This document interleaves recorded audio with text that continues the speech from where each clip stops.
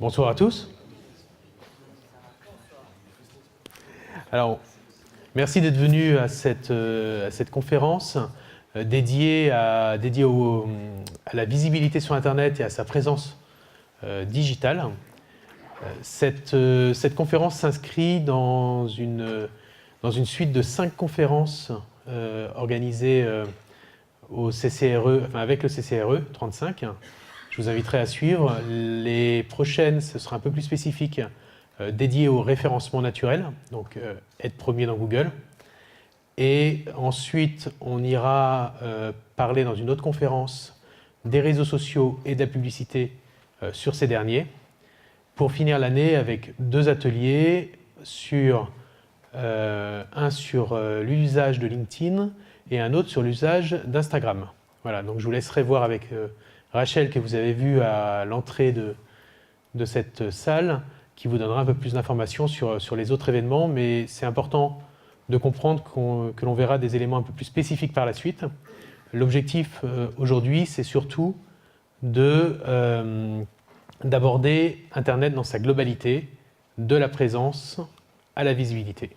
Alors, je me présente rapidement, je m'appelle Alexandre Amigouette, je suis le fondateur d'une société qui s'appelle Insaniam. On fait du conseil en stratégie sous l'angle de l'agilité, du numérique et de l'innovation. Et on est amené à créer des sites internet et à faire du conseil en web marketing également, tout au long de nos journées. Et je vais laisser Johan se présenter. Bonsoir, moi c'est Johan, je suis le fondateur d'une start-up qui s'appelle WeBoss. Colle au menton. Comment ? Colle au menton. Et je vais parler un peu plus près. L'objectif en fait de cette plateforme que j'ai lancée, c'est une plateforme collaborative qui est de répondre à un manque de visibilité des indépendants des petites structures sur le web. Donc voilà, et de rendre accessible leur offre facilement aux clients, qu'ils soient professionnels ou particuliers. Donc voilà. Bonsoir, Carole Nagbor, je suis la gérante d'un site e-commerce qui s'appelle caracalo.fr. C'est de la vente de produits pour les enfants de 0 à 5 ans, produits écologiques et de créateurs. Et mon rôle ce soir, c'est de vous témoigner un petit peu ma fonction et comment je vois la stratégie digitale de l'autre côté de la barre. Super. Alors, comment va s'organiser cette conférence ?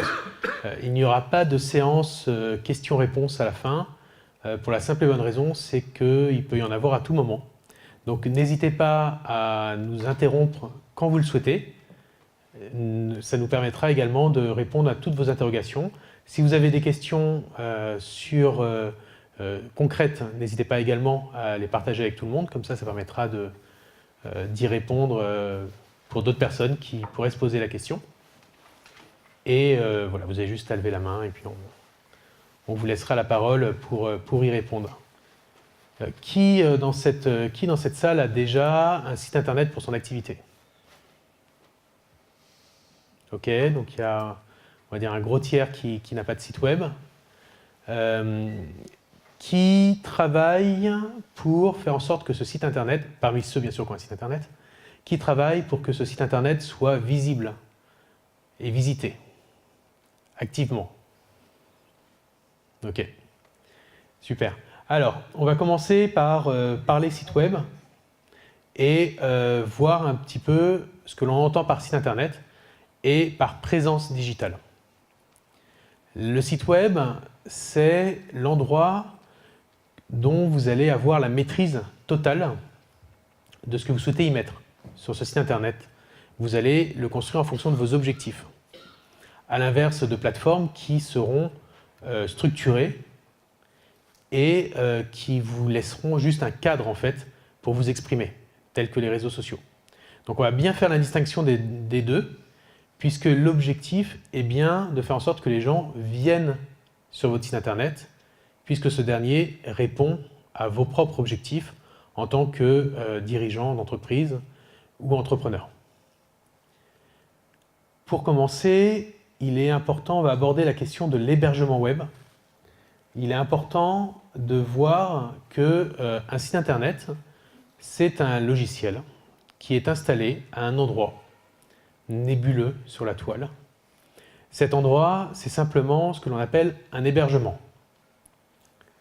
Donc, il est possible d'installer votre site internet chez de nombreux hébergements.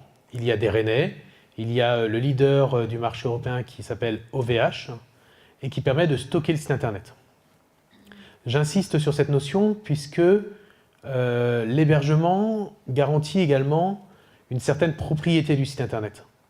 Puisque, en fonction de certains choix que vous allez faire, vous allez soit louer un site internet ou une solution à une entreprise qui va gérer pour vous l'hébergement, soit cette entreprise peut également installer un site internet sur votre hébergement à vous, et dans ce cas-là, vous en aurez une pleine propriété puisque vous ne ferez que louer cet hébergement. C'est bien un espace de stockage dans un serveur, on appelle ça, je ne sais pas si vous voyez un peu ce que c'est hébergé dans des data centers. On peut regarder une petite image sur Google d'un data center, ça vous donnera une idée.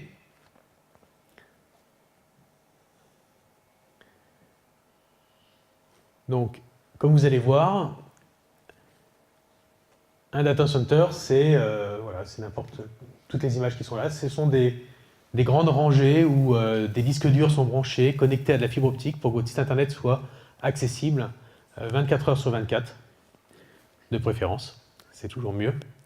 Et donc c'est ça que vous allez louer. Forcément, il faut également penser à autre chose quand vous avez un site internet, c'est ce que l'on appelle le nom de domaine. Je pense que ça va parler à beaucoup de monde, mais le nom de domaine, c'est l'endroit, enfin c'est pas l'endroit, excusez-moi, c'est l'adresse pour atteindre ce data center. Donc si votre entreprise s'appelle Tartampion SARL, vous allez peut-être prendre l'hébergement tartampion.com ou .bzh si vous avez un ancrage local, et ça renverra sur le site internet installé sur ce serveur. Ça, c'est une notion qui est assez importante, puisque après, vous allez avoir plusieurs solutions pour créer votre site internet. La première solution, je vais laisser Johan s'exprimer dessus, ce sont des services en ligne, tels que des Wix ou autres solutions du genre, qui en fait fonctionnent sur leur propre hébergement. Alors, oui, il y a une petite question peut-être. J'ai une question par Oui. rapport aux extensions de nom de domaine. Oui. Donc, .bzh, des choses comme ça. Est-ce qu'il y en a plus privilégiés que d'autres? Ou Ah. est-ce que c'est... Ok, je vais répéter les questions pour que tout le monde entende à chaque fois. La question, c'est de savoir, est-ce qu'il y a un nom de domaine, enfin une extension au nom de domaine, donc .com, .fr, .bzh, .be, .eu ou autre, il y en a tout un tas. Est-ce qu'il y a des extensions à privilégier? Ça dépend pourquoi. C'est surtout un intérêt en termes de communication qu'on va avoir. Effectivement, le .com ou le .fr sont très répandus. Le .bzh, le .corsica, le .paris vont indiquer une préférence territoriale et locale et peuvent également apporter un meilleur référencement sur ces zones-là, un référencement naturel dans Google. Maintenant, les autres intérêts, hormis de communiquer, par exemple, il y a des points tech qui existent. Il y a pas mal de logiciels dans des startups où c'est .co. Il y a des modes en fait. Voilà. Mais il n'y a pas d'autre intérêt que ça. Ce qui est quand même intéressant, c'est d'avoir un nom de domaine qui puisse être facilement géré depuis la France. Il y avait un .tv qui existe. En fait, c'est des îles TV. Je ne vais pas m'amuser à prononcer le nom de l'île, parce que je me planterais. Mais du coup, quand il y a eu des conflits politiques politiques dans le sens où ils voulaient mieux maîtriser les redevances sur ce .tv, tout un tas de chaînes de télé avaient pris ce .tv parce qu'ils pensaient que TV c'était télévision, mais en fait c'était plutôt local. Et donc ça a pu poser un problème pour ces chaînes de télévision. Voilà. Donc il y a un intérêt un peu politique entre guillemets, de communication, et il peut y avoir un intérêt de référencement sur les noms de domaine locaux. J'espère que ça répond à la question. Donc, vous avez deux choix quand vous voulez créer un site internet, c'est soit le faire ou le faire vous-même. Vous avez des plateformes, excusez-moi, je vais parler plus près. Vous avez des plateformes en fait où vous pouvez aller faire votre site vous-même. Il existe Wix, on a cité. On connaît WordPress également, qui est très connu dans le domaine. On peut en citer d'autres, Strikingly par exemple, qui est connu également. À vous de voir, déjà, si vous avez le temps. C'est très important, c'est un des premiers conseils à vous donner, parce que ça prend du temps. Ça prend du temps de faire une première version, de s'y mettre, même si c'est facilité, on essaie en tout cas de vous faciliter la démarche, mais ça prend du temps, et du coup, quand vous êtes en activité, vous ne l'avez pas toujours. Donc il faut réfléchir à quand le faire, et si vous pouvez, de commencer à le faire, si vous vous lancez dans cette démarche, le faire avant de vous lancer dans votre activité. Faut vraiment penser qu'un site internet, on va faire une première version et puis après on va vouloir faire évoluer. Donc il y a la problématique aussi de ça, c'est-à-dire qu'il faut prendre du temps pour continuer à mettre du contenu, à le faire vite. Parce qu'un site internet qui n'évolue pas, au bout d'un moment, il y a une problématique après de visibilité derrière. Autre question aussi, et là je laisserai Alexandre en parler tout à l'heure, on en a parlé de façon importante, c'est que c'est bien d'avoir un site internet, mais il faut savoir pourquoi on le fait. Donc c'est pour acquérir une visibilité, ça peut être pour son image de marque, il y a plusieurs sujets. Avoir un site internet qui est fait sur ces plateformes-là, et derrière il y a aussi une problématique de référencement. Et là on en reparlera tout à l'heure, c'est-à-dire que derrière vous n'avez pas de référencement à moins que vous travaillez cette démarche-là en mettant du contenu, en vous adressant à une société qui peut vous accompagner sur le domaine. Donc voilà, il faut vraiment penser à cette problématique-là. Et il y a aussi une question de moyens, forcément, si on se met à le faire soi-même aussi, des fois c'est pour une question de moyens.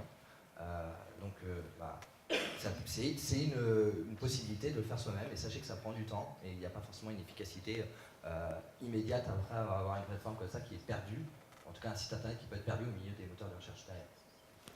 Effectivement, le Wix, du coup, a l'intérêt du coût, puisque l'abonnement est très, très faible, par exemple, mais Wix ou d'autres plateformes qui existent pareil. Par contre, vous n'êtes pas propriétaire de votre site internet, puisqu'il est hébergé chez Wix. C'est une location, il faut le savoir à la base. Et par contre, vous pouvez quand même avoir un nom de domaine propre à vous, propre et en .com ou en .fr, etc., sans aucun problème. Derrière, il sera plus simple à faire quand on débute. Faire un site internet sur Wix, c'est relativement simple, ce sont des blocs à déplacer et ça rend la chose un peu plus facile. Par contre, pour le référencement naturel, c'est un peu plus difficile à travailler. On n'a pas toute la main dessus, même s'ils ils essayent de faire quelques efforts. La deuxième solution qu'il va y avoir, c'est de faire un site internet sur ce que l'on appelle un CMS. Est-ce que quelqu'un sait ce que c'est qu'un CMS? Il y a une personne. Ça va, il y a quand même deux, trois personnes qui savent ce que c'est qu'un CMS. Je peux avoir une définition du coup du CMS? J'aurais dit que c'est une plateforme qui prédéfinit un site à l'image de WordPress ou d'autres, comme Shopify. Ouais, une plateforme qui prédéfinit un site. Ouais, c'est pas mal, comme définition, effectivement, c'est très proche de ça. C'est-à-dire qu'en fait, un CMS, on ne réinvente pas la roue. On prend un logiciel qui existe déjà, donc on va prendre WordPress, il y a Joomla, il y a Drupal, il y en a tout un tas de CMS qui existent. Le plus populaire est forcément WordPress. Vous avez peut-être entendu parler de WordPress. Qui a entendu parler de WordPress ici? Oui, donc voilà, vous voyez, il est populaire. Quasiment tout le monde a entendu parler de WordPress. C'est un tiers des sites dans le monde, donc très très répandu. C'est un site c'est un logiciel qui est open source. Donc open source, ça veut dire que derrière, c'est entretenu par une communauté et constamment amélioré et libre de droit. On peut modifier comme on souhaite son site à partir du moment qu'on utilise ce logiciel-là. C'est quelque chose qui est déjà effectivement préconfiguré sur beaucoup de fonctionnalités. On va dire les fonctionnalités essentielles à la création d'un site vitrine, d'un blog, et également pour faire du e-commerce. Donc c'est quelque chose d'assez poussé, WordPress, qui est intéressant en termes de CMS. Ça permet de gagner du temps et donc de faire des économies. Le WordPress peut être auto-hébergé chez la société WordPress, parce qu'il y a une société derrière, qui se finance effectivement avec l'hébergement. Mais le plus intéressant sur un WordPress, c'est de l'héberger soi-même sur son propre hébergement, comme on en a parlé avant. Sur ce site internet, sur ce CMS-là, il est tout à fait possible d'y installer des nouvelles fonctionnalités. On appelle ça des extensions. On retrouve également ça dans les solutions type Wix ou autres qu'on a parlé avant. Et c'est plus ou moins simple à utiliser. En tout cas, le curseur, pour le personnaliser, est maniable en fonction des projets.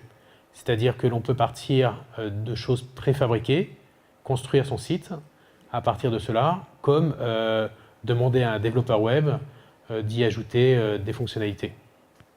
Donc c'était assez intéressant comme solution, puisque ça permet de partir de quelque chose d'existant et également de l'améliorer tout en gardant le contrôle dessus, puisque comme beaucoup d'entreprises l'utilisent, vous trouverez beaucoup de gens capables de vous aider sur du WordPress et vous en serez propriétaire, c'est sur votre hébergement.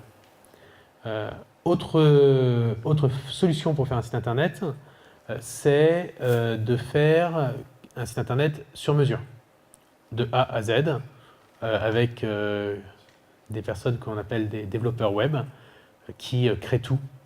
Donc ils vont recréer un CMS, peut-être maison d'ailleurs, leur propre CMS, qui va leur permettre de gérer le contenu du site.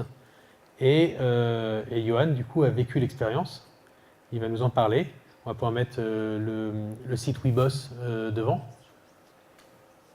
Voilà, donc là, en fait, le site de Johan, et je vais le laisser le présenter aussi, c'est quelque chose qui a été développé sur mesure, à zéro, avec un ou plusieurs développeurs d'ailleurs. Et il va vous raconter son expérience. Alors, je vais revenir à la base. Je vais revenir à la base, c'est déjà pourquoi on crée un site internet, pourquoi on veut créer son site internet. Donc, ça, c'est toujours la première question qu'on doit se poser.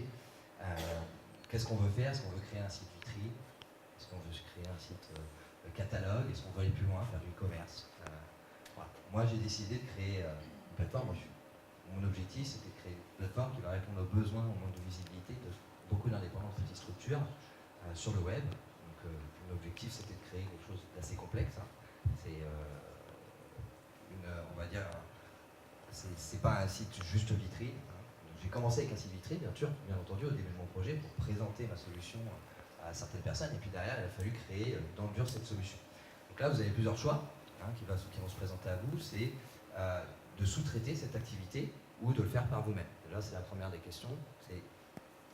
Là, il y a plusieurs choses qui vont rentrer en compte. C'est votre budget. Est-ce que vous avez un budget conséquent? Parce que ça dépend ce que vous voulez faire. Mais si vous avez un projet de plateforme comme le mien, il faut un budget conséquent. Donc si vous sous-traitez auprès d'une société, sachez que ça va avoir un coût important.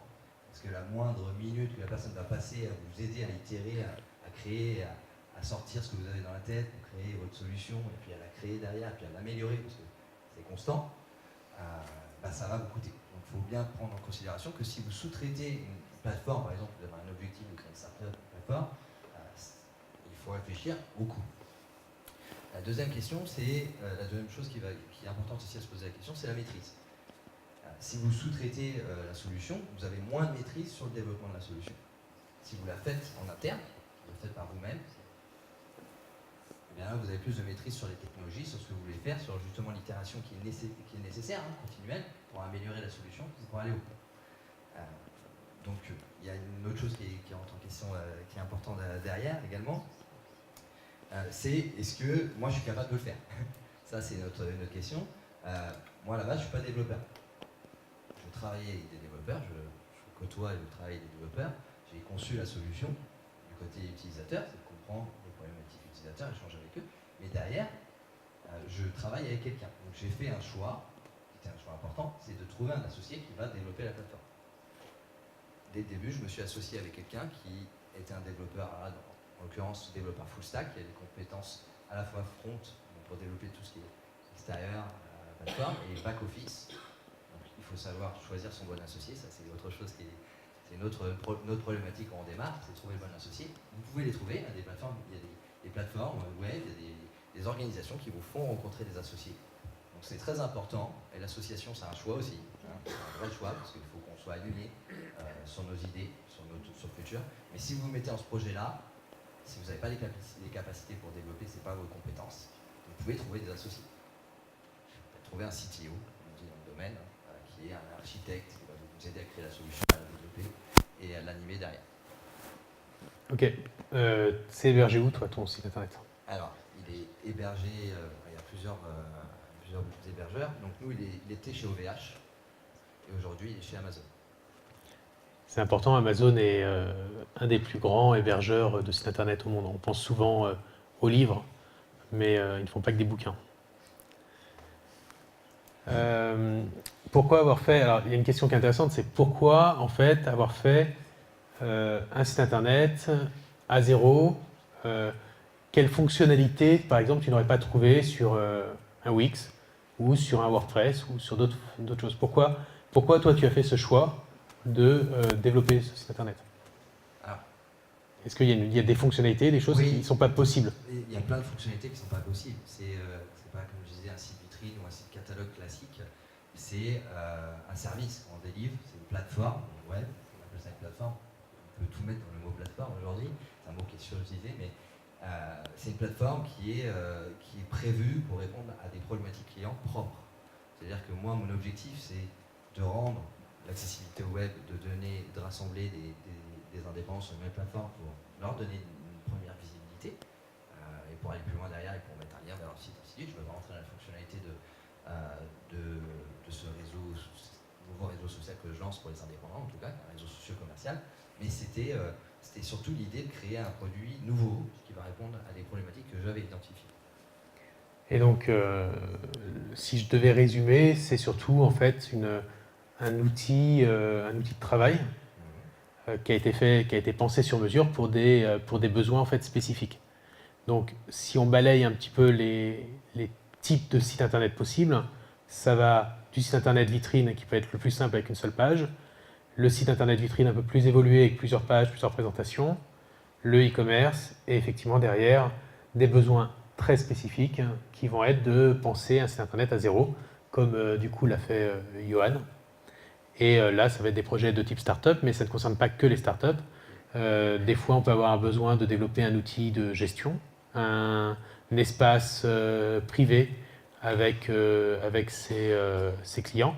Typiquement, l'espace membre du CCRE, je ne sais pas si beaucoup de gens le connaissent, mais ça a été développé par une entreprise adhérente du CCRE qui s'appelle YesWeDev et qui est un outil qui a été fait sur mesure, puisque ce n'était pas quelque chose qu'on trouvait déjà fait et qui pouvait être repris. Donc, ils ont développé cet outil-là.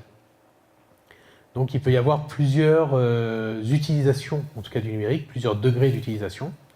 Et effectivement, quand on a une startup qui a un projet web et que ce projet est basé quasiment uniquement sur le site internet, ça va être très différent d'un site internet carte de visite ou d'un e-commerce.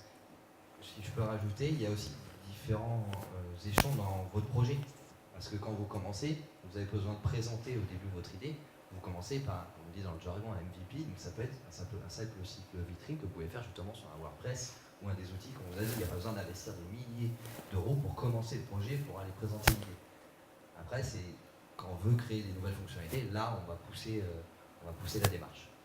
Donc il faut faire un investissement, parce que il y a plein de gens qui sont lancés dans le développement, qui ont développé des grosses plateformes ou des gros sites, et qui se sont rendus compte trop tard qu'ils avaient investi beaucoup d'argent et que leur produit n'était pas forcément fonctionnel également ou ne répondait pas aux besoins. Donc il y a différentes phases, il faut savoir être mesuré dans l'investissement qu'on y met, mais le principal c'est d'y aller, de se lancer en tout cas. Est-ce que vous voyez, pour vous, quelles sont les raisons, on a un peu balayé, on en a un peu parlé, mais quelles sont les raisons de créer un site internet?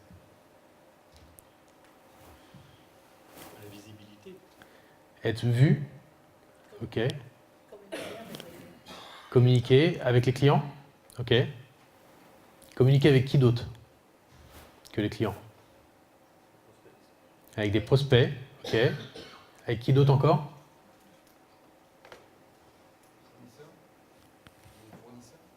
Avec des fournisseurs, oui, ça peut être aussi un outil pour communiquer avec des fournisseurs. Pour communiquer avec qui d'autre? Avec les médias. Les concurrents indirectement. Alors, on peut envoyer des messages aux concurrents, effectivement. Mais on m'a jamais demandé, tiens, tu peux me faire un site internet pour ce concurrent ou pour ces concurrents. Mais pourquoi pas? Indirectement. Comment? Avec une communauté, effectivement, quelle qu'elle soit. Autre chose? Ça rassure. Alors ça rassure, mais communiquer avec qui d'autre? Il y a encore d'autres sites. Il y a d'autres personnes avec qui on peut communiquer. On peut communiquer avec ses salariés, effectivement, ça peut être un outil de management ou RH. Avec qui d'autre encore? L'année dernière? Ouais. Ouais, ça peut être des clients, mais effectivement, avec des collectivités, c'est une question d'image, ouais. Des distributeurs. Des investisseurs, oui, Des distributeurs. également. Et il y a un dernier que j'ai envie de... Il en manque un. Il faut nous le dire. Non, mais on va vous le dire. La banquière, oui. Je suis pas sûr que le mien ait été souvent visité, mon site. Il faut essayer de mettre du lien social avec elle. Eh bien, avec des futurs salariés également, Ah oui. pour embaucher. Donc on peut avoir un site pour communiquer avec de nombreuses personnes. Et donc c'est important de savoir pourquoi et pour qui on fait un site internet. C'est très important, c'est crucial. Avant même de commencer à poser n'importe quelle brique, c'est la première question à se poser. Pour qui il est ce site? À quoi il sert? Ensuite, donc du coup, à quoi ça sert autrement, un site internet? Donc on a dit communiquer, se faire connaître, visible. Alors visible, je vais mettre un petit bémol, mais on va y revenir après. Vendre, effectivement, du e-commerce, ça sert à vendre. Mais il n'y a pas que du e-commerce d'ailleurs, hein. On peut faire des sites internet pour vendre des rendez-vous, pour des prestations en ligne qui peuvent être vendues, effectivement. D'autres solutions? Pourquoi on ferait un site internet? Pour rassurer. Pour rassurer, ouais. Pour l'image de marque. C'est un grand mot, mais c'est pour l'image de marque. Mhm. Pour rassurer ses clients. Et forcément, si on fait un site internet pour vendre ou un site internet pour rassurer, on ne fait pas de la même façon. Forcément. Oui, il y a d'autres éléments. Pourquoi on pourrait faire un site internet? La visibilité, on l'a dit, ouais, j'ai un petit bémol dessus, on va revenir dessus tout à l'heure.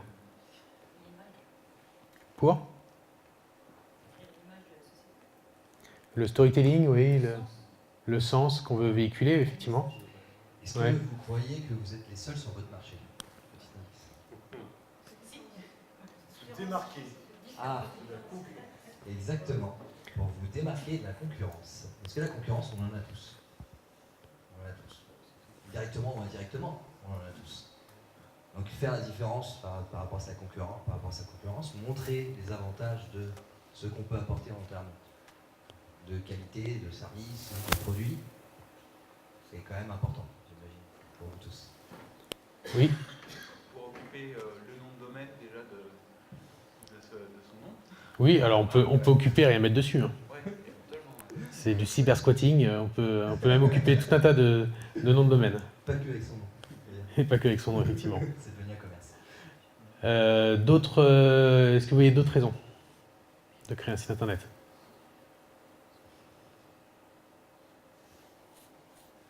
Tester l'idée. Pour tester des idées, effectivement. Quand on lance quelque chose, un site internet peut servir à tester. Et on voit le nombre de personnes qui cliquent et qui sont prêts à acheter. C'est une infosite, entre guillemets, une vitrine. Mais aussi une vraie vitrine où il n'y a rien derrière. Et ça permet de tester des idées, effectivement. Augmenter sa zone de chalandise. Oui, augmenter sa zone de chalandise, effectivement. Ça permet d'avoir un rayonnement plus large, puisque Internet est par définition sans frontières.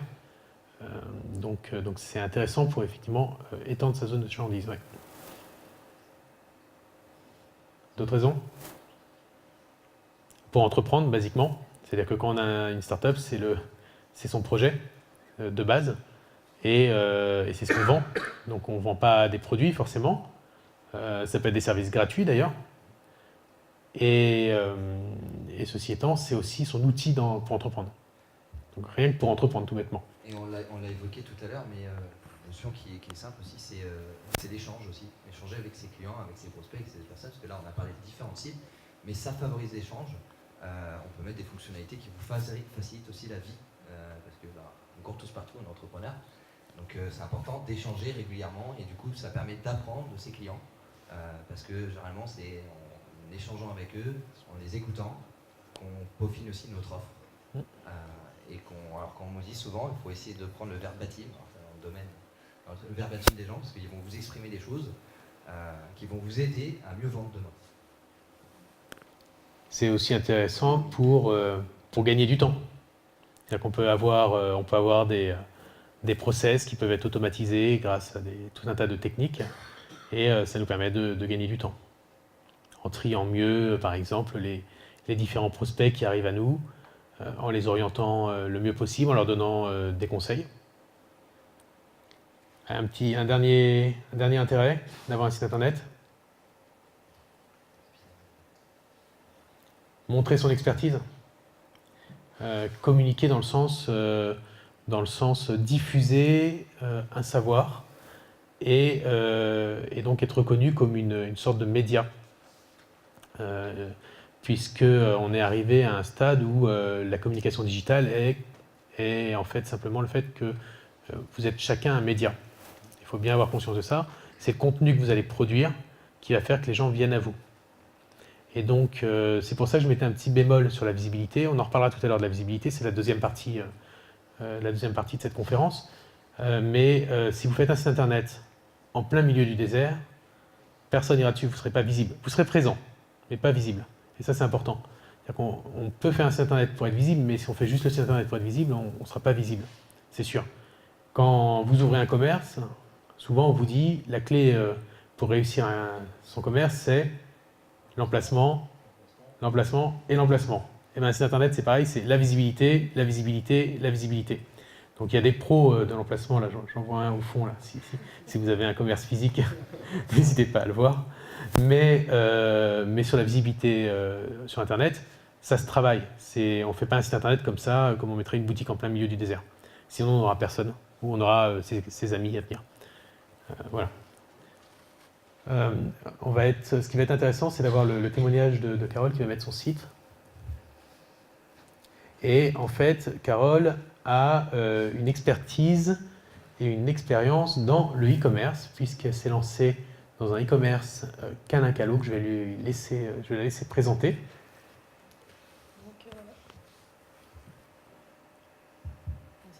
Donc Alain Callot, en fait, c'est un site e-commerce pour les enfants de 0 à 5 ans.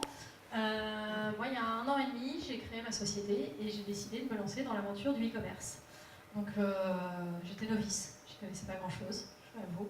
Mais je me suis entourée pour comprendre, pour apprendre surtout, et comprendre comment ça fonctionnait. Donc juste pour vous dire un petit peu, par rapport à ce qui a été dit aussi, moi j'ai un WordPress CMS avec extension qui a été fait par un professionnel. C'est pas moi qui ai créé tout ça. Je te coupe rapidement. WordPress, alors je vais décoder un petit peu quand même parce que le message. WordPress CMS avec extension, non, ça n'a rien à voir avec le domaine capillaire. Ça veut dire que la base technique est un WordPress, que dessus il y a un développeur, puisque Carole nous a dit qu'elle s'était entourée, qui lui a fait un thème et qui l'a développé pour elle, donc la partie graphique, l'habillage. Et avec extension, ça veut dire qu'elle a rajouté des fonctionnalités, notamment une fonctionnalité qui est celle du e-commerce. Donc elle a étendu les fonctionnalités du WordPress. Voilà pour la traduction. Donc les extensions, ça peut être tout simplement pour la livraison, pour le paiement, pour la partie commande. En fait, tout ce qu'a besoin absolument un e-commerce pour pouvoir fonctionner et pour aller jusqu'au tunnel d'achat et à la vente, surtout à la commande des biens et des articles mis sur le site. Donc voilà, par contre, tout le contenu, c'est moi qui le fais.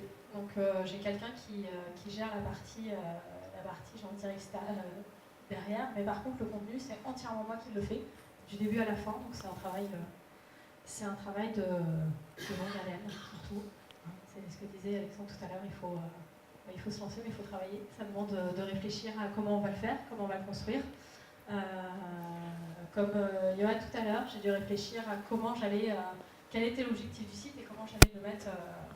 Qu'est-ce que je voulais vraiment atteindre derrière. Combien de temps pour faire le site? Juste pour faire le site hors contenu? Pour faire le site hors contenu, 3 mois, 3-4 mois. Donc il y a eu 3 mois pour faire le site e-commerce. Et pour mettre le contenu, il y a combien de références? Alors j'ai à peu près 400 références. Et il faut compter, j'ai envie de dire, je ne parle pas forcément des photos, il y en a c'est moi qui les ai faites, pas moi. Il faut compter minimum un quart d'heure à 20 minutes par fiche produit. Pour un premier jet. Donc après, vous en avez 500, multipliez par déjà, rien que pour les fiches produits, pour la partie catalogue. Après, il y a toutes les parties, les autres pages à remplir. Je te laisse poursuivre. Ouais, donc voilà, donc la partie contenu prend beaucoup de temps. Ça demande de réfléchir aux mots-clés, ça demande de réfléchir à tout ça et d'y revenir surtout régulièrement. Tout le temps, tout le temps, tout le temps. Les fiches produits, il y en a certaines, je pense que je suis à ma 4e version de fiches produits. Et notamment le site aussi. Le site a ouvert en février 2018, donc il y a un an au mois de février. Et j'en suis déjà à la 2e version. Il y a une 2e version qui a été faite au mois de novembre pour justement améliorer et aller toujours plus loin dans la performance. Du coup, une fois que tu as fait site internet, tu n'as plus rien à faire? Ah si, encore beaucoup de choses. si, il y a encore beaucoup de choses à faire parce que je pense qu'on va en parler après, mais il y a tout le référencement. Il faut constamment améliorer les mots-clés, constamment mettre de nouveaux produits sur le site parce que si un site ne vit pas, on ne va pas être, surtout pour un e-commerce, le but c'est quand même de vendre, c'est ma vitrine, c'est mon magasin. Moi j'ai pas de pas de porte, les gens ne vont pas rentrer tout seuls. Donc il faut que je les amène jusqu'à mon site et pour ça, il faut créer du contenu, il faut avoir de nouveaux produits. Il faut les amener jusqu'à mon site, donc il faut réfléchir à comment ils vont venir jusqu'à mon site et tout simplement rappeler aussi, tout ça, mettre à jour régulièrement les pages, les fournisseurs qui sont mis sur le site pour que tout le monde puisse trouver toute l'information qu'il souhaite sur le site internet. Donc si je résume, il y a une partie technique qui est indéniable, une évolution permanente sur la partie technique également. Donc en fait quand on fait un site internet, c'est bon, on ne se lave pas les mains après et c'est terminé. C'est qu'il y a un travail encore derrière. Et puis tout un enrichissement en termes de contenu. Chronophage. Chronophage, très chronophage, surtout les fiches produits pour un site e-commerce, parce qu'il faut les reprendre sans cesse, les améliorer. Vous allez faire un premier type de fiches produits, puis 6 mois après, vous allez vouloir les améliorer, parce qu'il y a des petites choses que vous allez apprendre surtout, qu'on va vous indiquer, qui au fur et à mesure, vous allez aussi intégrer. Et du coup, vous allez pouvoir recommencer une 2e fois toutes vos fiches produits à mettre à jour. Donc ça ne se fait pas du jour au lendemain, surtout que moi je suis pas encore, j'ai 500 références, mais il y en a qui peuvent monter jusqu'à 10 000 références. Donc vous imaginez bien qu'à un moment donné, il faut du temps pour faire tout ça. Et du coup, le stock, tu gères comment?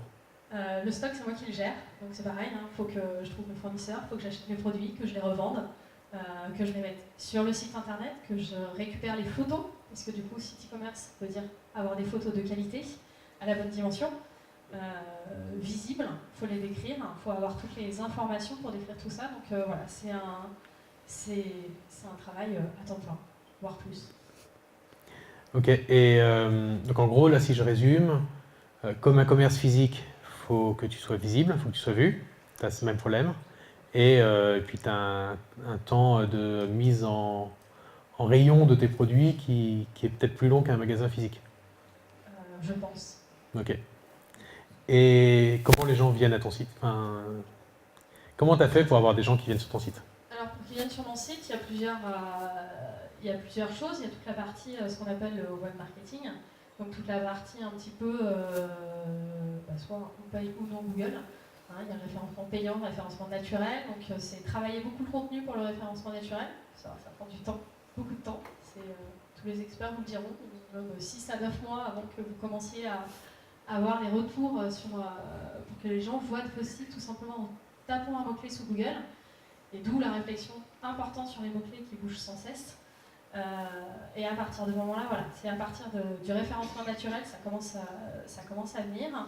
Et après du référencement payant, où là, on paye Google pour faire de la pub, pour que les gens cliquent sur le site et découvrent le site.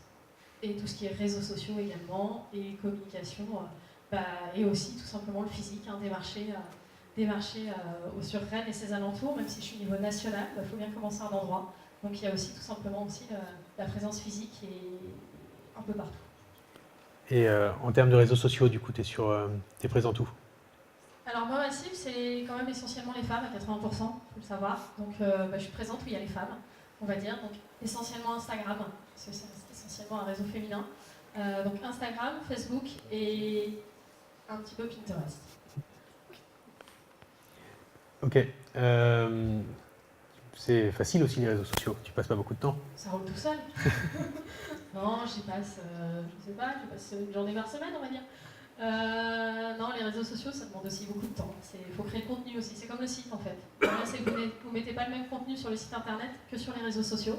Donc il faut aussi créer des photos qui vont aller sur les réseaux sociaux, créer le contenu qui va y aller. Alors ça peut être tout simplement la présentation d'articles de blog qui vont être écrits sur le site internet pour présenter des choses que vous allez partager sur les réseaux sociaux. Donc ça demande aussi, de partager du contenu, tout simplement, donc de l'écrire.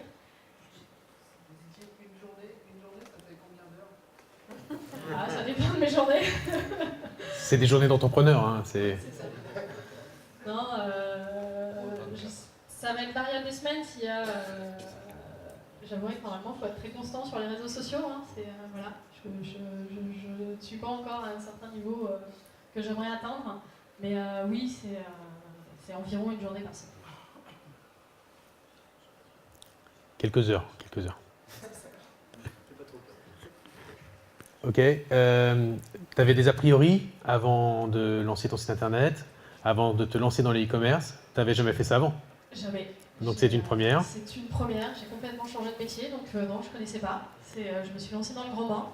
J'en suis très ravie. Mais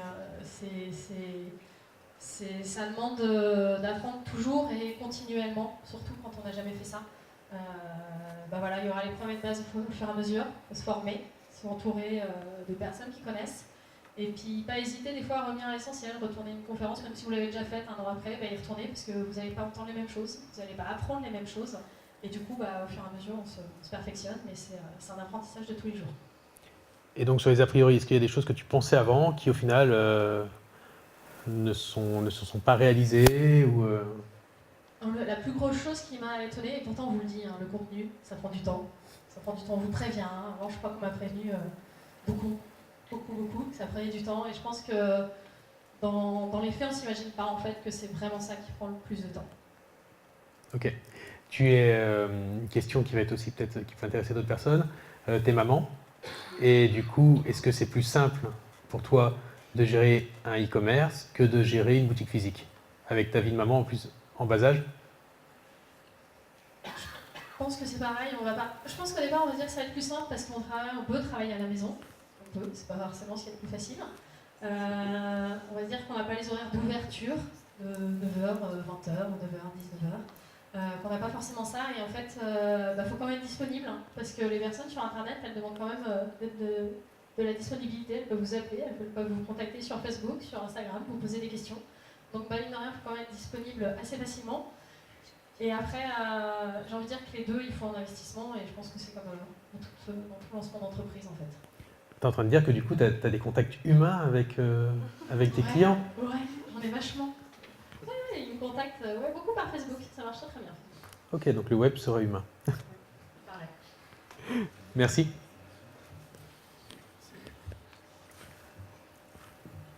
Donc vous voyez là, on essayait aussi, le but c'était aussi de voir un peu les différents stéréotypes qu'il peut y avoir autour du e-commerce. C'est bien quelque chose de chronophage qui demande du temps. Le contenu est extrêmement chronophage, surtout quand vous avez beaucoup de références, mais également quand vous voulez être présent et visible sur Internet. Pour vous, comment on peut être visible? Parce que maintenant qu'on a vu comment on était présent, on a vu les différentes solutions pour être présent sur Internet, maintenant il va être question d'être visible. Est-ce que vous voyez des solutions pour être vu et pour que les gens viennent sur vos sites Internet? Il y a eu quelques astuces qui ont été dites là et au fil de la conférence, mais est-ce que vous en voyez d'autres?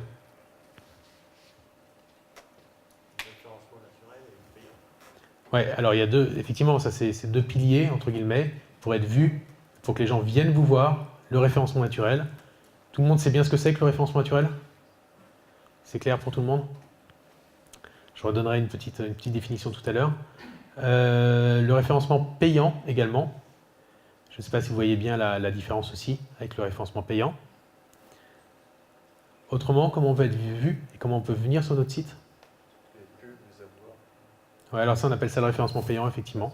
Ouais, tout ça, c'est la publicité. Tout ce qui est publicité, c'est référencement payant. Voilà, j'ai entendu plusieurs trucs d'un coup. Communiquer son site déjà. Ouais, oui, mais comment? Enfin, hors ligne. Oui, on peut communiquer son site hors ligne. Déjà, c'est très important. Oui. Exactement, c'est important de le dire. De l'événement, par exemple. Des salons. Événement, le web ou Internet ou tout ce qu'on peut parler, c'est pas suffisant. Ça veut dire que l'offline, aller se présenter, aller rencontrer des gens, c'est super important. C'est pas magique, hein, Internet. Donc tout ça, c'est complémentaire. Je tiens à le dire parce qu'on a souvent, on se dit souvent que je suis en ligne, c'est bon, ça va se faire tout seul. Non, il faut aller rencontrer les gens et se présenter. Donc effectivement, d'ailleurs, Carole le disait bien, elle voit des gens à Rennes, elle sort de son, elle sort de son hangar avec tous les produits pour aller voir des gens. Donc effectivement, il y a le contact physique. Ouais. J'ai entendu autre chose. Oui. Par des médias, se faire connaître par des médias. Relations par presse. des influenceurs. Alors il y a deux choses différentes, effectivement. Il y a les relations presse et les influenceurs. C'est deux choses différentes, effectivement. La presse, c'est assez classique. Les influenceurs, vous voyez ce que c'est? Est-ce qu'il y a quelqu'un qui ne sait pas trop ce que c'est qu'un influenceur? Ok. Je vais expliquer ce que ce sont des influenceurs. Alors, j'aime pas trop le terme. Influenceurs, ce sont des influenceurs web. On estime que les gens ont une influence. Pourquoi? Parce que nous sommes tous des médias. Je vais y revenir. Juste si on fait un petit parallèle avant Internet, c'est une période qui a existé.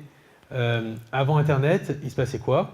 Il y avait des publicités à la télé, dans les journaux, il y avait des publicités dans différents endroits, et vous receviez le message. Vous n'étiez pas content, vous en parliez au bar du coin, avec vos amis, au repas de famille, avec le tonton qui est à moitié sous, et ça s'arrêtait là. Votre influence était limitée. Avec Internet, il s'est passé quoi? Déjà, on est passé à une conversation. C'est-à-dire que du coup, avec les réseaux sociaux notamment, les individus ont pris un peu plus de pouvoir, le pouvoir de s'exprimer. Et donc d'être un peu au même niveau que les marques et peuvent presque On voit souvent sur Twitter des consommateurs mécontents. Tiens, SNCF, pourquoi mon train est en retard de 3 heures? Tiens. Et donc du coup, il y a une conversation qui est obligée de s'engager. Quand on a, par exemple, la marque H&M qui décide de lancer un nouveau pyjama rayé avec une étoile de shérif dans ses magasins, ça aurait peut-être choqué 300, 500 personnes isolées avant Internet. Là, tout le monde y a vu un petit pyjama rayé un peu qui rappelait des histoires un peu plus sombres, enfin des moments plus sombres de notre histoire. Et du coup, ça a obligé la marque à retirer ce produit de sa collection et donc de retirer de la vente. Donc du coup, on se retrouve à un rapport de force qui a changé. Ça, c'était l'étape d'après. Et maintenant, aujourd'hui, chacun peut s'exprimer, chacun peut produire du contenu sur ses idées, du contenu sur ses photos de vacances, sur les photos de ses enfants, de ses chiens, chats, poules, canaris, et tout ce qui s'ensuit, et avoir une influence et agglomérer autour de soi ce que l'on appelle une communauté de personnes qui vont vous suivre pour ce que vous publiez, pour le contenu que vous publiez. Et donc, en fait, tout le monde est en train de devenir presque un média. En étant un média, sans trop s'en rendre compte, on peut avoir 10, 15, 100 000, 200 000, 1 million de personnes à nous suivre. Enfin, sans trop s'en rendre compte, on s'en rend compte un petit peu au bout d'un moment. Et en fait, à partir de là, ce que l'on dit va forcément avoir une influence sur cette communauté. Et donc, c'est ce qu'on appelle le marketing d'influence, passer par des influenceurs, c'est ça. C'est-à-dire, c'est faire une campagne pour leur proposer un partenariat afin qu'ils parlent d'un produit ou d'un service. C'est ça les influenceurs. Est-ce que c'est un peu plus clair du coup? Alors, on parlait de partenariat, il y a aussi les influenceurs naturels qui vont aimer ce que vous faites et qui pourront aussi le propager derrière s'ils comprennent et s'ils trouvent un intérêt personnel. Des fois, il y a aussi des influenceurs naturels, ils aiment ce que vous faites et ils le propagent. Et après, pas forcément que sur le web d'ailleurs, ils peuvent en parler à d'autres personnes qui vous ouvrent des portes. Ça, c'est comme dans la vraie vie, il y a le réseau, il y a des personnes qui croient en vous, qui croient en ce que vous faites et qui vont du coup communiquer pour vous naturellement. Donc, toujours faire attention, bien entendu, à son image et à ce qu'on fait en général. Donc, être honnête, ça peut toujours servir aussi. Parce que quand on est honnête, ça ressort chez les gens. Je tiens à dire, la bienveillance, ça peut être un axe de communication qui est important. Parce que comme ça, on est sûr de ce qui se passe derrière. Après, bien entendu, vous ne pouvez pas plaire à tout le monde. Ça. Ok, d'autres solutions?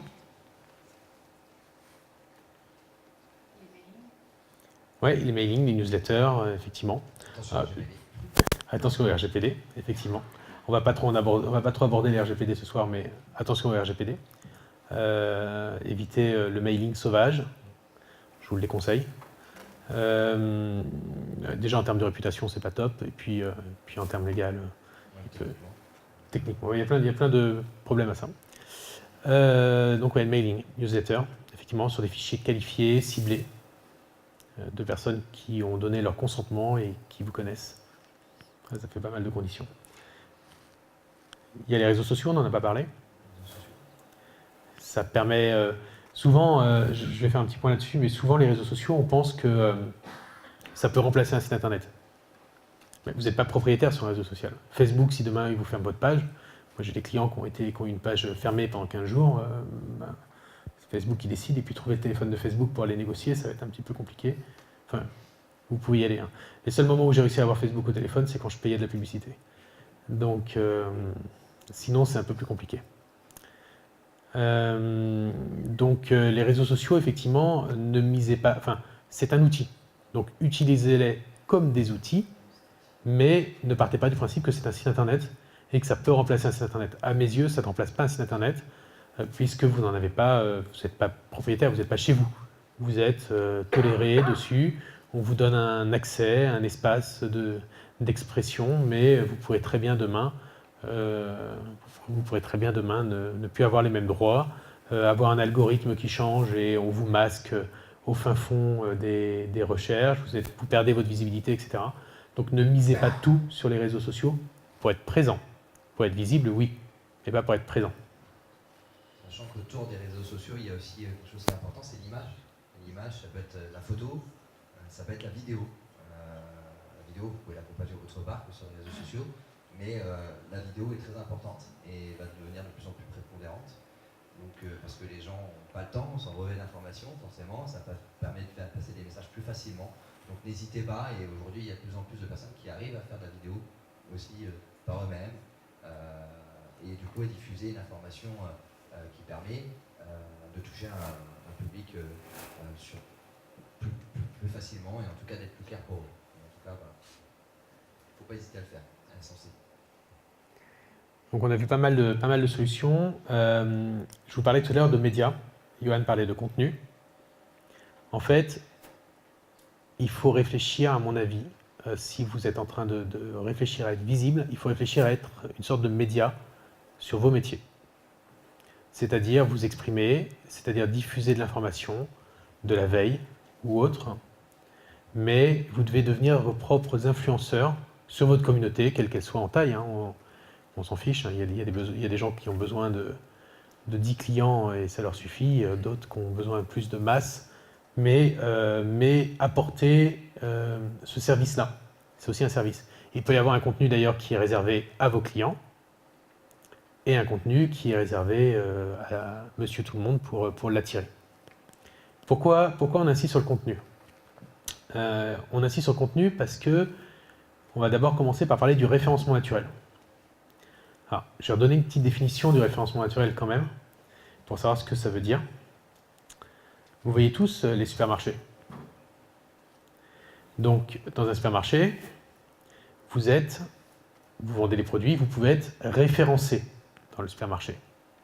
Donc, ça veut dire que votre produit peut être dans les rayons.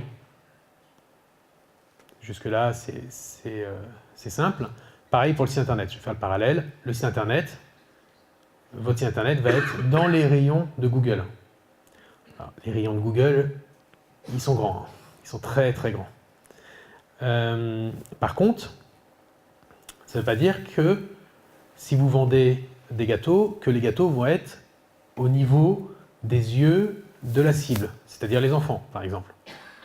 Ça, il faut être bien positionné. Donc dans les supermarchés, soit vous êtes bien positionné parce que vous payez, vous êtes en tête de gondole. Voilà.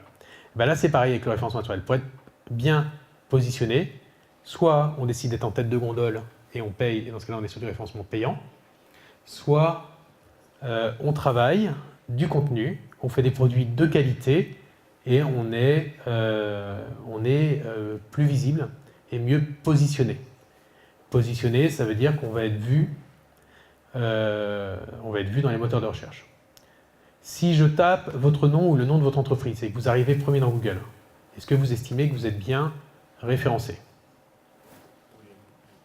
Oui, parce que si la personne tape exactement, mais est-ce qu'elle va taper exactement le nom d'entreprise pour le trouver comme ça? Alors, à mes yeux, on n'est pas bien référencé, on est juste dedans. Mais le positionnement, en fait, l'intérêt de travailler du référencement naturel, c'est pas qu'on vous trouve avec votre nom. C'est pas du tout l'intérêt. Donc en fait, non, on n'est pas bien du tout référencé dans le moteur de recherche. On est juste là. On est juste présent. Comment être bien référencé? C'est travailler des mots-clés, des recherches. Et donc, ça veut dire produire du contenu, puisque Google adore le texte.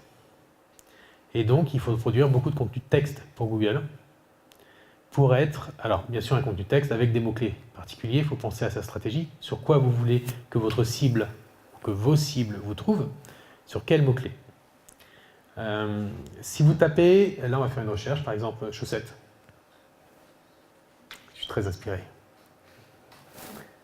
Là, on voit dans chaussettes, sur l'écran, vous allez voir en haut 1, 2, 3 annonces.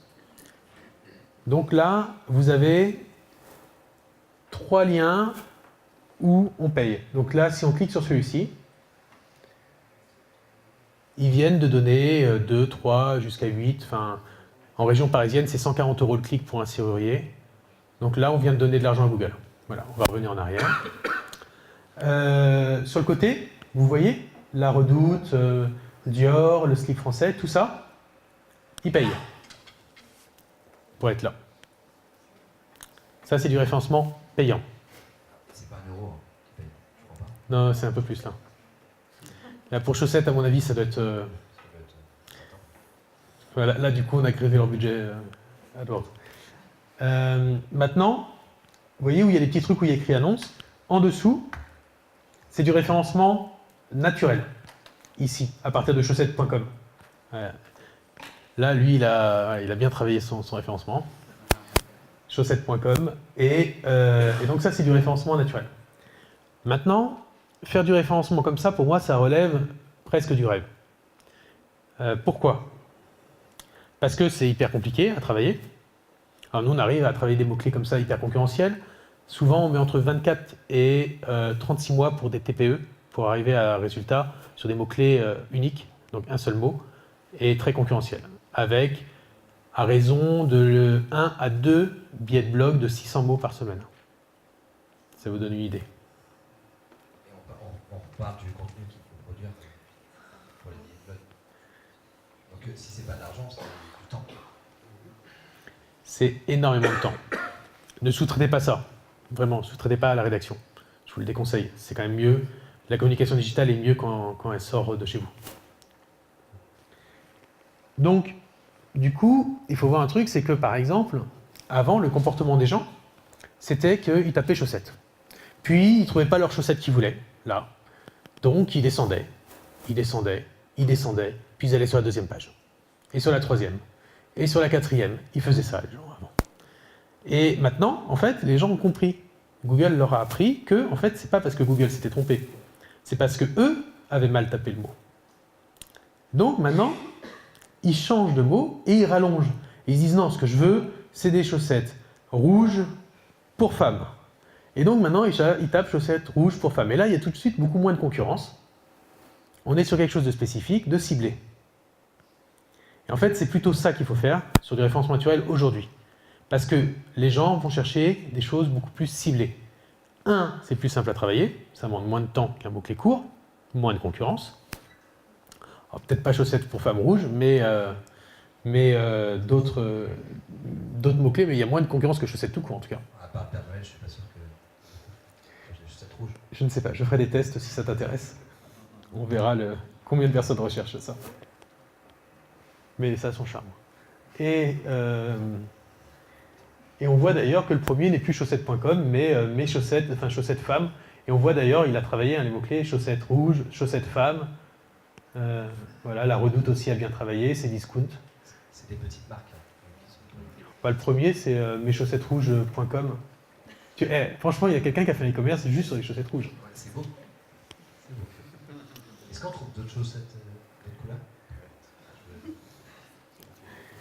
Donc du coup, vous voyez, sur le référencement naturel, ce qui est intéressant, ça va être la longueur de la requête, puisque plus c'est ciblé, moins vous allez dépenser de temps pour y arriver, et surtout plus les gens qui y arriveront seront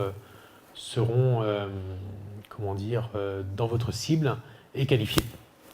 Donc, et puis derrière, avec le temps, ça vous permet aussi de raccourcir les mots et d'arriver plus tard sur des mots uniques, malgré les concurrences.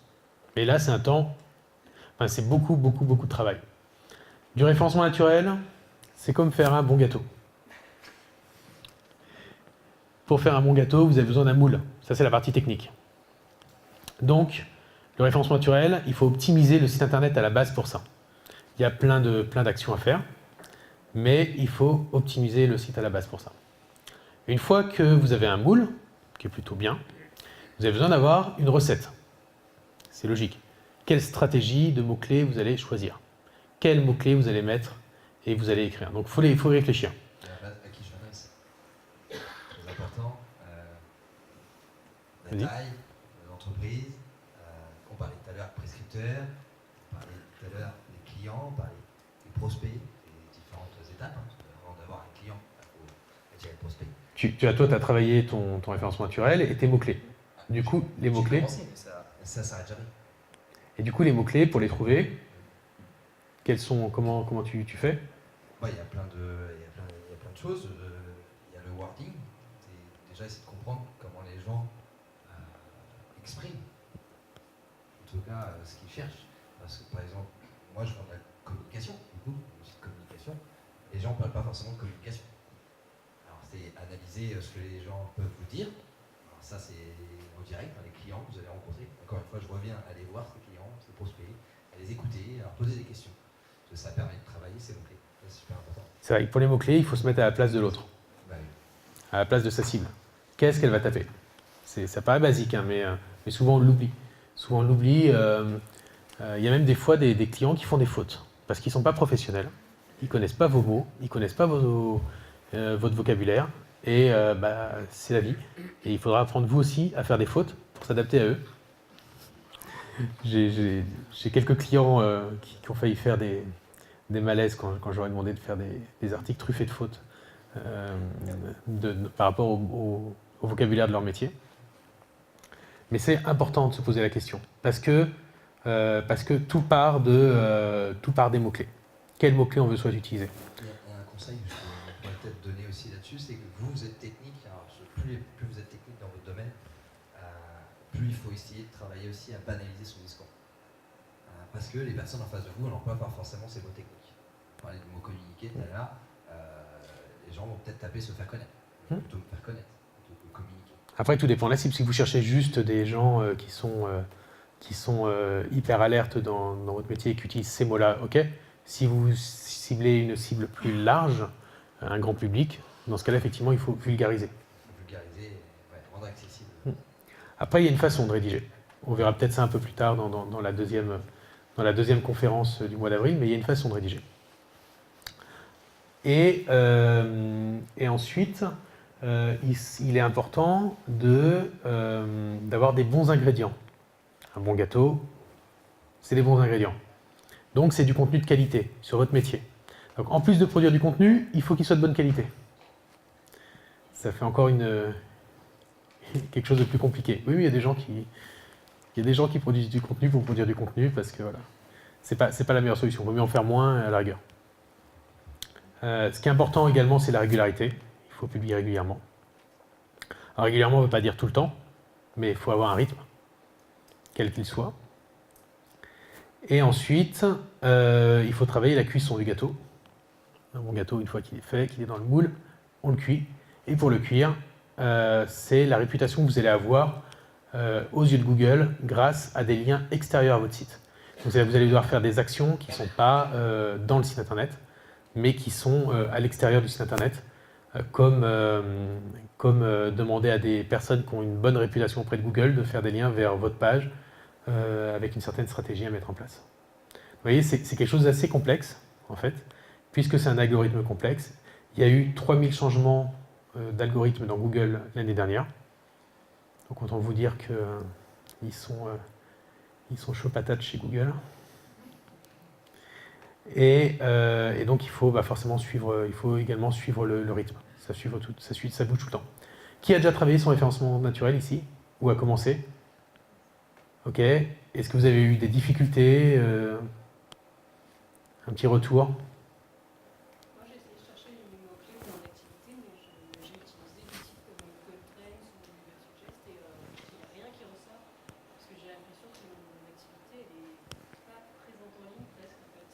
Ça se fait tellement localement que il n'y a aucun mot-clé qui est ressorti par rapport à un autre. Ça me sentait zéro recherche, deux recherches. Et du coup, je ne sais pas quel mot-clé privilégier. J'ai pas de... Ok, donc je résume juste l'activité. Vous avez une activité qui est peu présente sur Internet et vous ne trouvez pas les mots-clés qui sont recherchés en masse. C'est ça la question? Déjà, quelle est votre activité? La gestion des compétences dans les petites entreprises. Gestion des compétences des petites entreprises. Ok, donc gestion de compétences des petites entreprises. Est-ce que ce qui est intéressant pour vous, c'est d'avoir des clients en masse, un volume important? Pour débuter, il faudrait des clients. Oui, c'est pas forcément le volume. J'insiste, c'est pas forcément le volume. C'est-à-dire que ce que vous avez cherché, c'était ce qui était tapé le plus souvent. Mais c'est pas forcément le volume qui va compter. Oui, c'est pour ça que je précise là-dessus. Donc effectivement, il y a plusieurs façons de trouver des mots-clés. Premièrement, vous allez voir soit des clients, soit des gens dans votre cible. Vous les mettez devant un ordinateur, vous mettez Google, et vous leur dites, vas-y maintenant, trouve-moi sans taper mon nom. Et là, vous allez voir ce qu'ils tapent naturellement. Déjà, la méthode humaine, basique. Ensuite, vous allez avoir des a priori. Donc vous allez les noter, les tester, voir s'il y a des gens qui recherchent. Et puis vous allez commencer à travailler dessus, à partir de là. Après, il existe plein d'outils en ligne pour aussi trouver des mots-clés. Et puis à partir d'ici, vous allez commencer à produire du contenu sur ces mots-clés-là, vraiment à partir de l'expérience que vous allez avoir peut-être plus proche du terrain plutôt que de la technique. Là, on est sur de la qualité. Sur un métier, c'est pas comme si on vendait, je sais pas moi, des yaourts en masse aux quatre coins de la France, où là, on a besoin de mots recherchés en masse. Là, ce qu'on va avoir besoin, c'est plutôt de la qualité, c'est cibler, je sais pas moi, peut-être les DRH, enfin voilà. Et dans ce cas-là, il faut savoir ce qu'elles vont taper. Il y a aussi quelque chose qui peut être intéressant, c'est qu'en fait, vos clients ne vous cherchent pas forcément par rapport aux termes techniques ou à votre métier, mais vous cherchez par rapport à des problématiques. C'est-à-dire que vous allez soit répondre à des besoins, soit à des problématiques qu'ils ont. Et comme vous allez le faire vous-même, vous avez mal au pied, vous n'allez pas taper semelle orthopédique ou la solution forcément tout de suite. Par contre, vous allez taper le mal que vous avez. Peut-être que ça peut être un indice pour vous aider à travailler vos mots-clés. D'ailleurs, c'est quelque chose d'intéressant puisque l'avenir du référencement naturel, apparemment d'après les spécialistes en référencement naturel, c'est que Google ne sera plus un moteur de recherche, mais ce que l'on appelle un moteur de réponse. Pourquoi un moteur de réponse? Parce que, vous savez, les petits Google Home, là, les petits boîtiers qui en parlent, les Alexa et tous ces trucs-là, en fait, vous allez leur poser une question, c'est pourquoi j'ai mal aux pieds? Comment ne plus... comment soigner mon mal de crâne, etc. Et il donnera une réponse. Voilà, il donnera une réponse. Donc ce sera un moteur de réponse.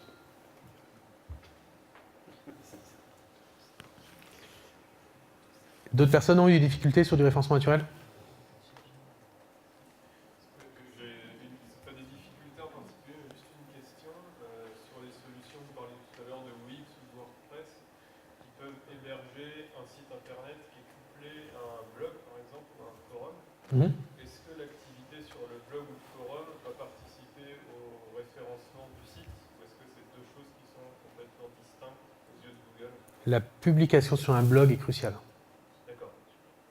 C'est même faire du référencement naturel sans blog, c'est possible, mais c'est plus facile avec un blog. C'est l'espace qui est vivant dans le site. Le forum, c'est encore autre chose. D'autres... Oui.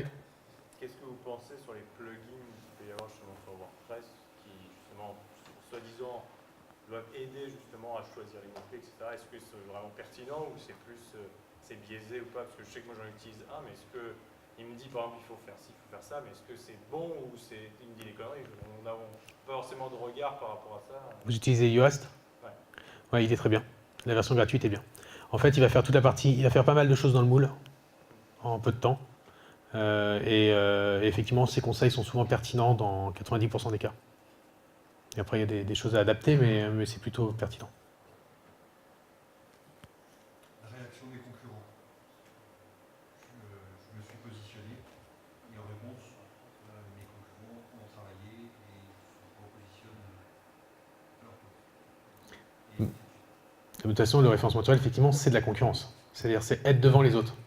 C'est être devant les autres. C'est intéressant, on se rend compte que ça dépend de la concurrence après, mais sur du local, par exemple, il y a peu de concurrents qui misent vraiment sur du référencement naturel, qui payent, enfin, encore une fois, au pays des aveugles, le borgne roi.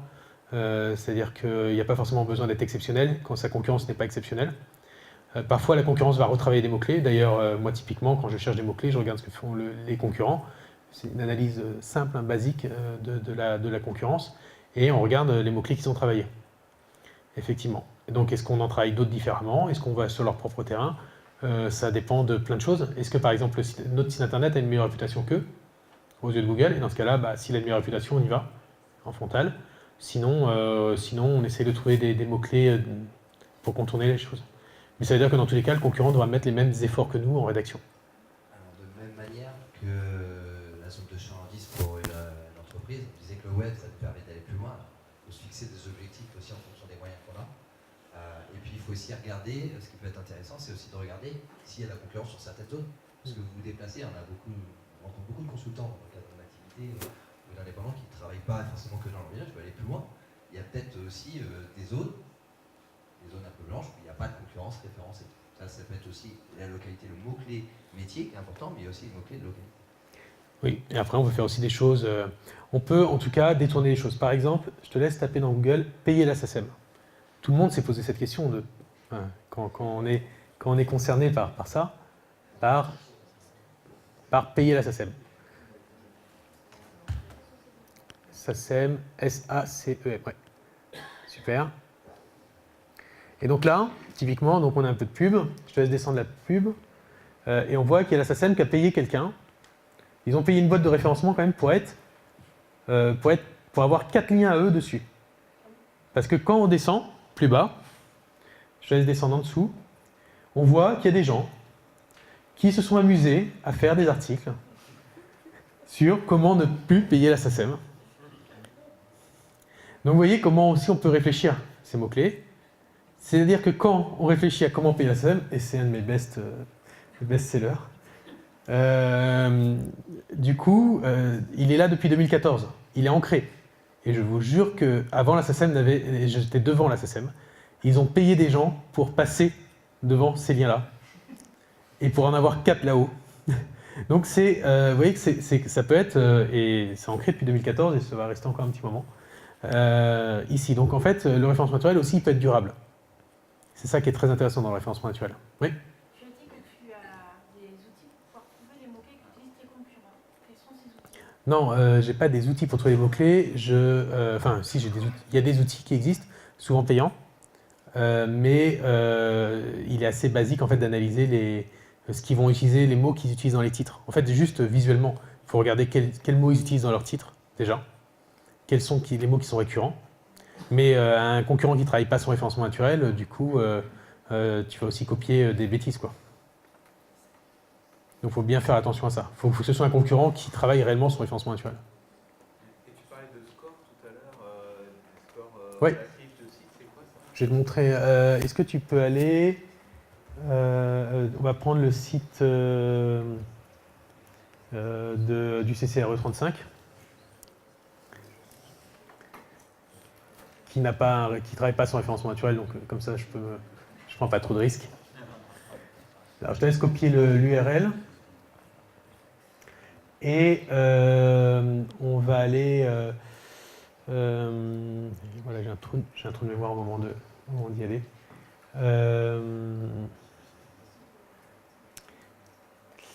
Mince, ça va me revenir tout à l'heure. Il y a un site qui permet de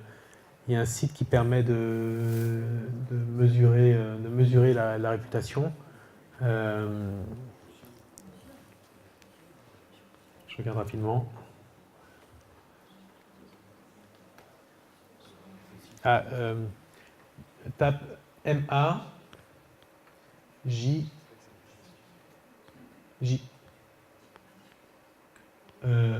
E-S. T. Ouais, enlève le. Enfin, mets TIC, c'est bon. Je crois que c'est ça. Ouais, je suis pas sûr que ça s'écrive comme ça finalement. Mais vas-y. Descends plus bas. Ouais, si c'est le moteur de recherche marketing outil de formule. Ok, on va coller, descends plus bas. On va coller l'URL du CCRE ici. Et en fait, là, à partir de là, il va nous donner... Ah non, en fait, il n'y a pas de mauvaise note en plus. Il va nous donner quelque chose qu'on appelle le trust flow ici.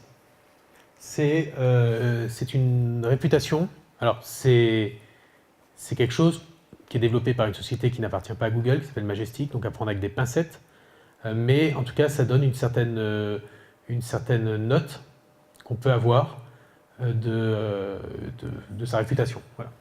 De la réputation de son site. Et donc, si on descend un peu plus bas, on peut même voir, normalement sur la version gratuite, je ne sais pas si ça marche, descend.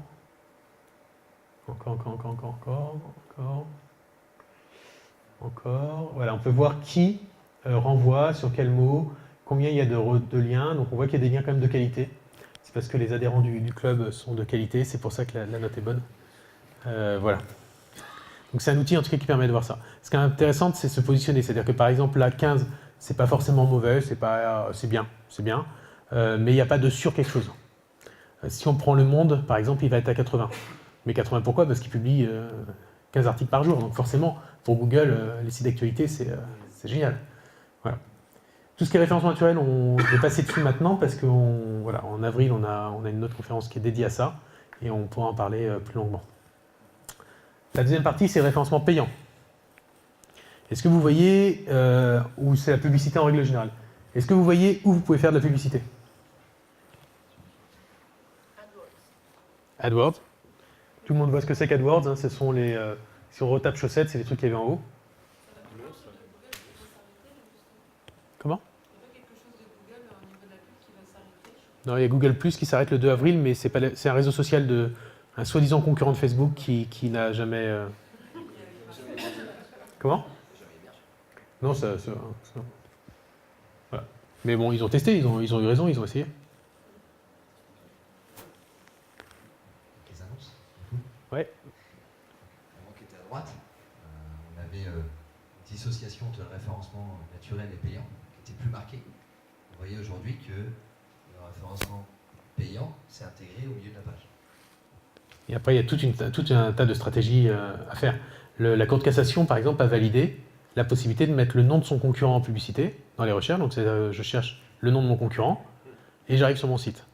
À une condition, c'est que ça ne soit pas, que ça ne prête pas à confusion dans l'esprit du public. Donc, c'est-à-dire qu'il faut qu'il y ait vraiment son URL et sa marque dans les publicités à soi. Mais par contre, quand on recherche le nom d'un concurrent, c'est légal. Donc, il y a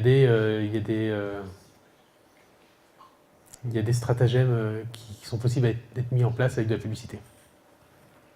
Autre solution?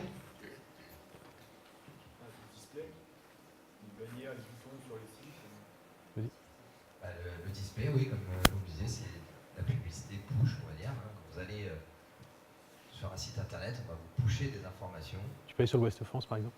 Oui, on va aussi très connecté sur ça.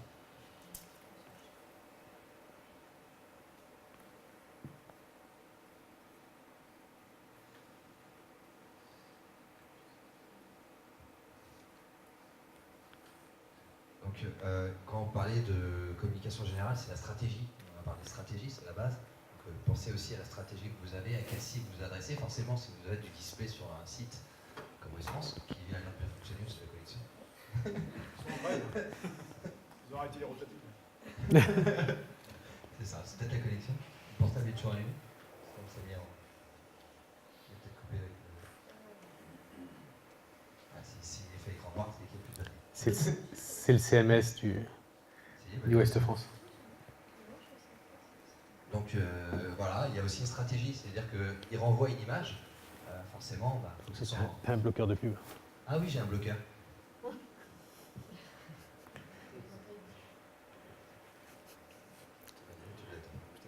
Comment Display, peut-être pas. Le display, c'est simple. Hein, alors, il y a un truc intéressant quand même sur le display, c'est que les gens qui ont été sur votre site après sont inondés, enfin sont ciblés pour recevoir délicatement vos encarts de publicité.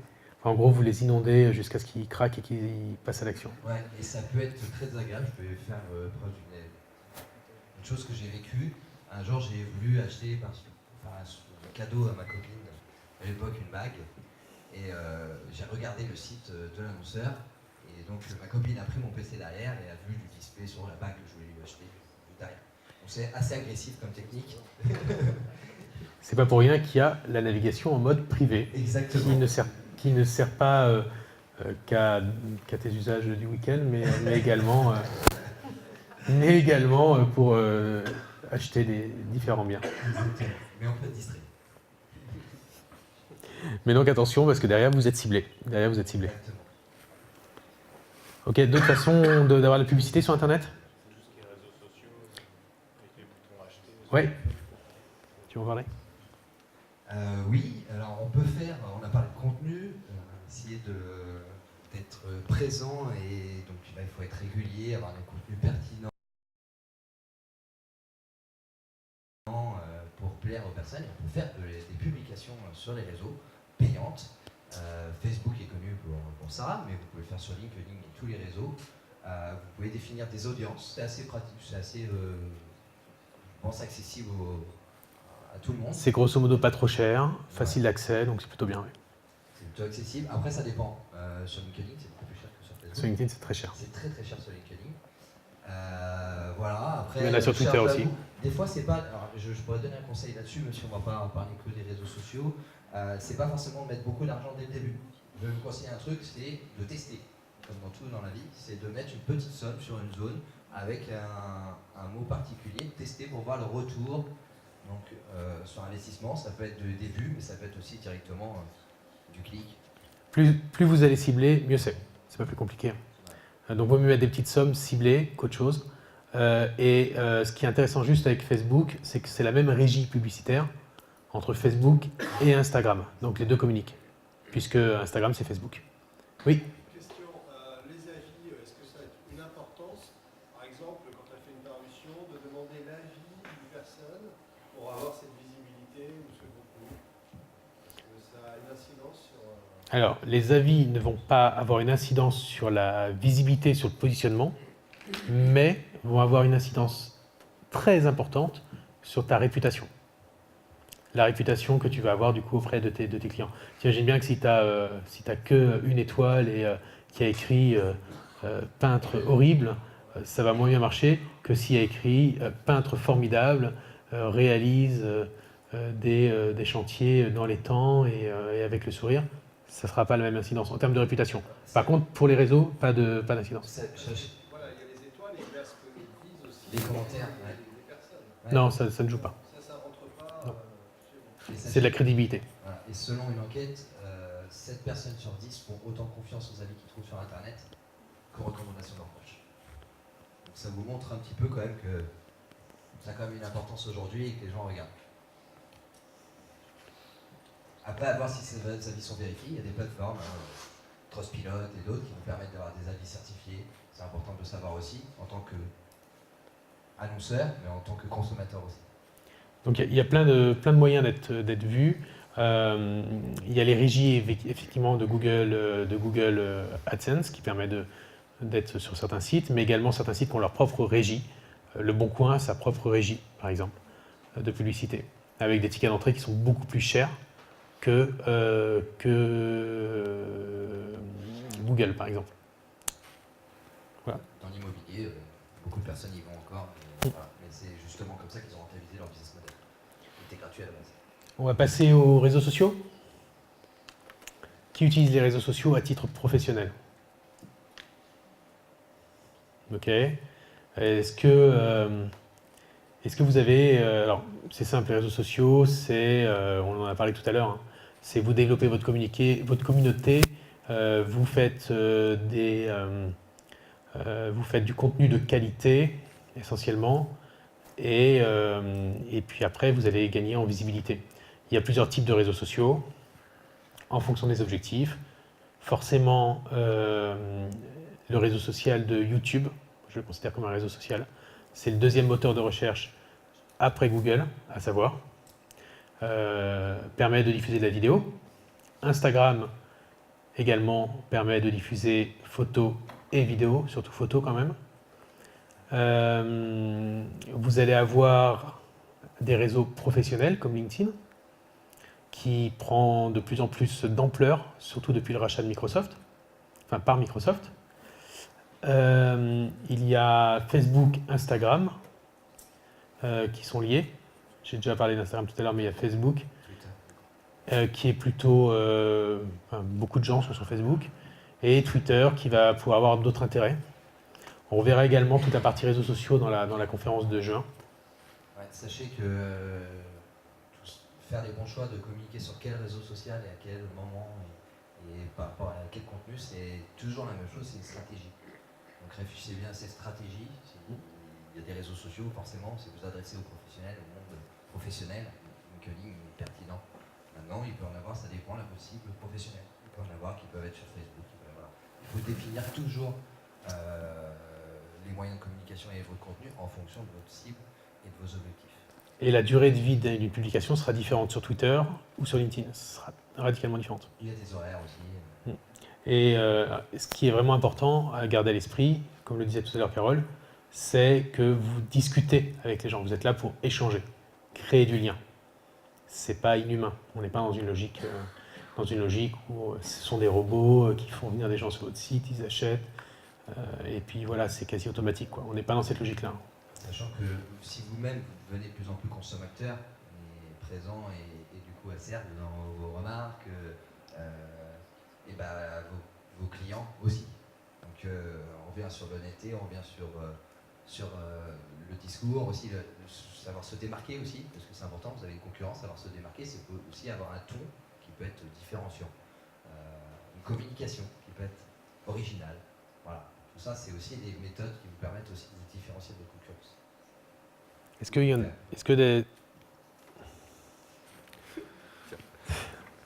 Est-ce que certains avaient des questions sur les réseaux sociaux? Est-ce que vous aviez des difficultés? Comment on va le survoler, vu qu'il y aura une autre conférence dédiée? Non? Bon, bah super. On a vu un peu les moyens d'être visible, les différents leviers. Là où c'est important, c'est vraiment d'avoir à l'esprit que tout part du contenu, de la qualité de votre contenu, qu'il soit texte pour Google, vidéo pour YouTube, photo pour d'autres réseaux, retour d'expérience ou conseils divers et variés sur des réseaux professionnels. N'hésitez pas non plus à être bienveillant sur la toile, transparent, ouvert, à aller recommander les gens, à leur donner beaucoup. C'est très important de donner des choses sur Internet, puisque comme dans la vraie vie ou dans tout autre réseau ou toute relation, si vous ne donnez rien, vous aurez quasiment pas de retour en fait. C'est important d'être dans cette logique de partage. Je vais te laisser dire un mot aussi quand même sur toi ce que tu proposes, parce que tu as une solution qui n'est pas réseau social, vraiment, 100%, qui n'est pas non plus à 100% un moteur de recherche. On est dans une logique d'annuaire social, si on peut résumer. Alors oui, j'ai créé WeBoss pour répondre à, on va dire, une certaine exclusion des petites structures, des indépendants du web. Parce qu'aujourd'hui, on a parlé des problématiques du web, on a parlé des moteurs de recherche, des réflexes des personnes. Et aujourd'hui, autant que vous, les consommateurs, parce que les entreprises de particuliers n'ont pas le temps. Mais ils ont besoin d'informations. Et aujourd'hui, comme on disait, il faut, avant d'être efficace sur le web, avoir une stratégie de contenu, travailler avec des professionnels. On peut aussi faire soi-même, mais il forcément les gens qui ne nous connaissent pas ne vont pas forcément nous trouver. Donc vous avez besoin de visibilité, d'accessibilité, de rendre accessible votre offre de produits et de services. Donc j'ai créé WeBoss dans cet objectif, qui est un annuaire 2.0 des indépendants, qui vous permet en tout cas d'acquérir une première visibilité, de créer un profil en quelques clics, c'est accessible à tout le monde, pas besoin d'être un technique particulier pour pouvoir le faire. Ça vous permet aussi de travailler votre communication, parce que travailler sa communication, on en a parlé tout à l'heure, c'est d'itérer, de se confronter, d'améliorer son message pour être le plus clair possible pour ses clients. Voilà, et ça vous permet du coup d'aller propager après votre profil sur l'ensemble des réseaux. Sur cette première version qu'on a sortie, on peut propager son profil sur les autres réseaux sociaux qui existent et qui ont une audience, qui sont importants, comme LinkedIn. On peut faire au milieu de la masse, mais on peut du coup avoir une prospection web simple, dans un premier temps, grâce à notre réseau. Est-ce que tu peux aller sur le profil il y a quelqu'un qui est dans la salle qui a un profil chez toi? Corinne, par exemple. Voilà, allons sur le profil de Corinne. Corinne, du coup, a un site internet, on peut le dire. Ton site internet, Corinne, tu l'as développé toi-même, tu t'y connais, ouais? Tu l'as fait. Ok. Donc tu as créé aussi un profil sur WeBoss, du coup? Oui. Ok. Donc Corinne a un site internet, elle a déjà une présence sur le web, et elle a créé un profil sur WeBoss. Pourquoi? Parce que WeBoss, c'est aussi un annuaire des indépendants, elle est plus isolée du coup avec son site internet, elle peut amener du trafic demain sur son site internet. Elle peut faire découvrir ses compétences à des personnes qui ne la connaissent pas, qui ne vont pas forcément la chercher également. C'est aussi le principe de rejoindre et de fédérer les indépendants entre eux. C'est la dimension sociale du projet de WeBoss qu'on développe, parce qu'on vient de le sortir, et l'objectif c'est de rejoindre et fédérer tous les indépendants et petites structures. C'est complémentaire d'un site internet. Donc là, on est vraiment sur une logique comparée à tout ce qu'on a vu avant, sur un annuaire où on peut trouver en local des choses. Donc des annuaires, on pourrait dire, classiques sur la partie recherche, sur la partie première vision, c'est-à-dire je cherche quelqu'un dans une zone locale et dedans j'ai un profil où la personne, un profil qui a pour objectif de montrer des compétences des indépendants et